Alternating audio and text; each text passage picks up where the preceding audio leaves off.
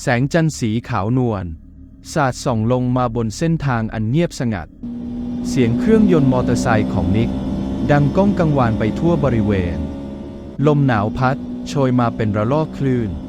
ซัดสาดใส่ร่างกายจนต้องหดตัวเข้าหากันฟันกระทบกันเป็นจังหวะราวกับธรรมชาติกำลังกระซิบเตือนถึงความหนาวเหน็บของฤดูนิกที่ในตอนนี้กำลังเดินทางกลับไปยังบ้านเกิดของเขาที่ต่างจังหวัดเพื่อกลับไปเยี่ยมพ่อและแม่ที่ไม่ได้เจอหน้ากันมานานนับ10 ปี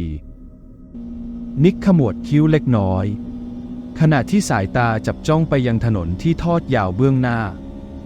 ถนนที่ดูโล่งไม่มีแม้แต่รถสักคันที่สวนทางมาเลยเขาคิดถึงบรรยากาศรอบกองไฟอุ่นๆที่มีพ่อกับแม่ของเขานั่งอยู่ด้วยคิดถึงเสียงหัวเราะของญาติพี่น้อง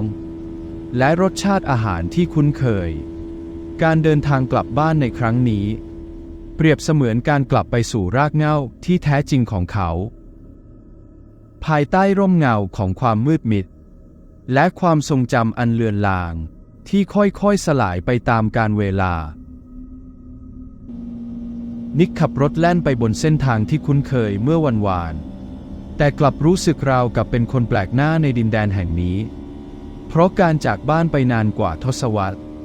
ได้ทำให้ทุกสิ่งทุกอย่างเปลี่ยนแปลงไปมากรถมอเตอร์ไซค์ค่อยๆเลี้ยวเข้าสู่ซอยเปลี่ยวที่ดูเหมือนจะทอดยาวไม่รู้จบราวกับกำลังเชิญชวนให้ผู้มาเยือนหลงทางความหนาวเย็นกัดกินร่างกายของนิกจนแทบจะรู้สึกถึงลมหายใจของตัวเอง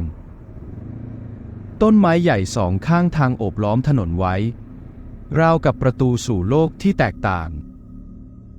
เมื่อมองขึ้นไปบนท้องฟ้าดวงดาวดูเหมือนจะกระพริบวับวาบราวกับกำลังส่งสัญญาณเตือนอะไรบางอย่างกระทั่งสายตาของนิกไปสะดุดเข้ากับแสงไฟสลัวๆที่อยู่เบื้องหน้า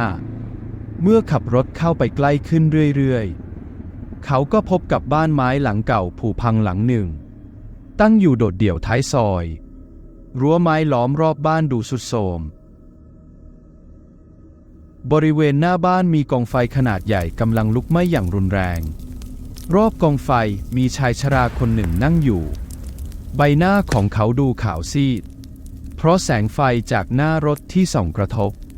ผมที่ขาวโพลนไปทั่วทั้งหัวเขาเงยหน้าขึ้นมองนิกด้วยสายตาที่แปลกประหลาด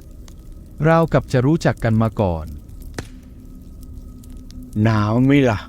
พ่อหนุ่มเสียงทุ้มลึกของชายชราดังขึ้นขัดจังหวะความเงียบ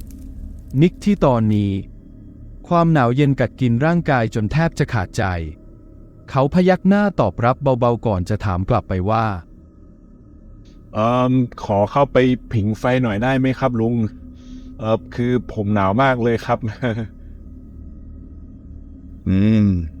เข้ามาสิไอ้หนุ่มชายชรารีบตอบรับด้วยน้ำเสียงเป็นมิตรนิกค่อยๆก้าวลงจากรถมอเตอร์ไซค์แล้วสาวเท้าเดินเข้าไปใกล้กองไฟมากขึ้นเรื่อยๆความอบอุ่นจากเปลวไฟทำให้เขารู้สึกผ่อนคลายลงไปมากขณะที่เขากำลังจะขอบคุณชายชราก็สังเกตเห็นว่าบนตะแกรงย่างมีชิ้นเนื้อขนาดใหญ่กำลังสุกหอมฉุยโอ้โหเนื้อดูน่ากินมากเลยครับลุงนิกเอ่ยปากชมกินสิกินให้เต็มท้องเลยชายชราพูดพร้อมกับยื่นเนื้อย่างชิ้นหนึ่งให้กับนิกรับเนื้อย่างมาชิมด้วยความลังเลเล็กน้อยรสชาติของเนื้อนุ่มลิ้นและหอมกลิ่นควันไฟแต่ก็มีความรู้สึกแปลกๆอยู่ในใจเขาไม่สามารถระบุได้ว่าความรู้สึกนั้นคืออะไรลุงอยู่ที่นี่นานหรือยังครับแล้วนี่ลุงอยู่คนเดียวเหรอนิกถามขึ้นเพื่อเปิดบทสนทนาก็ไม่เชิงหรอก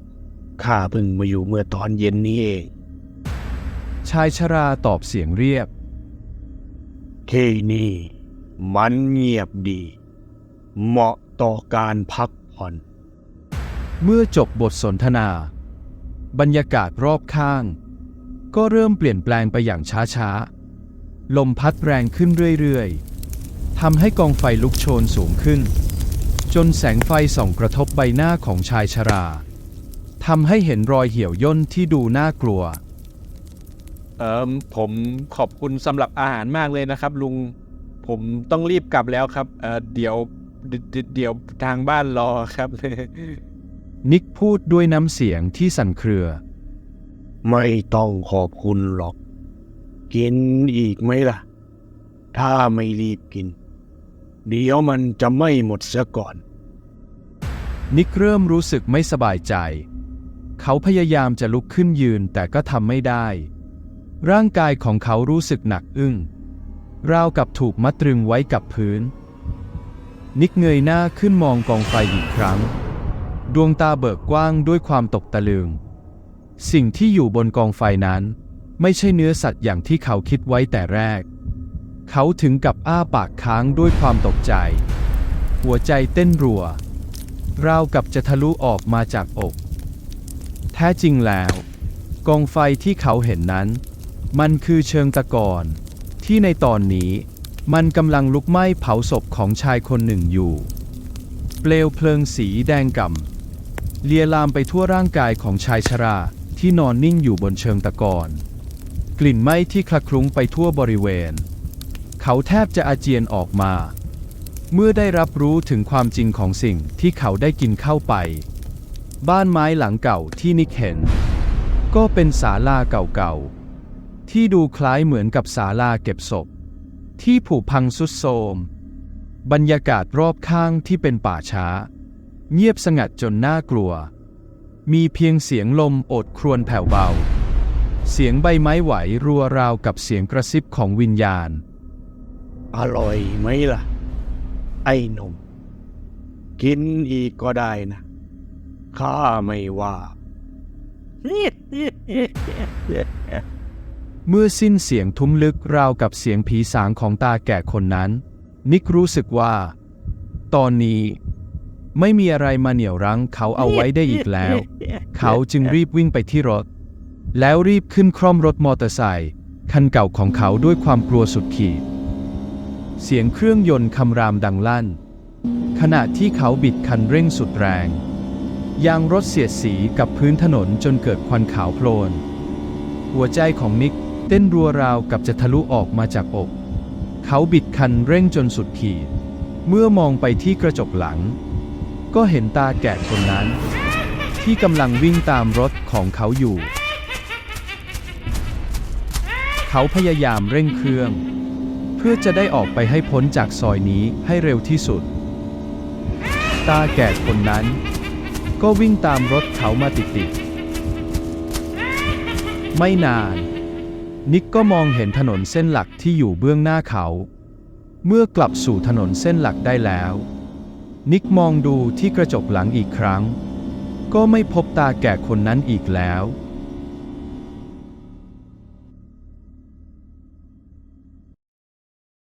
เมื่อนิกกลับถึงบ้านเกิด เขาก็ได้เล่าเหตุการณ์ที่ได้พบเจอมาให้กับพ่อและแม่ฟัง และเหตุการณ์ในครั้งนี้ก็ทำให้นิกไม่กล้าขับรถตอนกลางคืนอีกเลย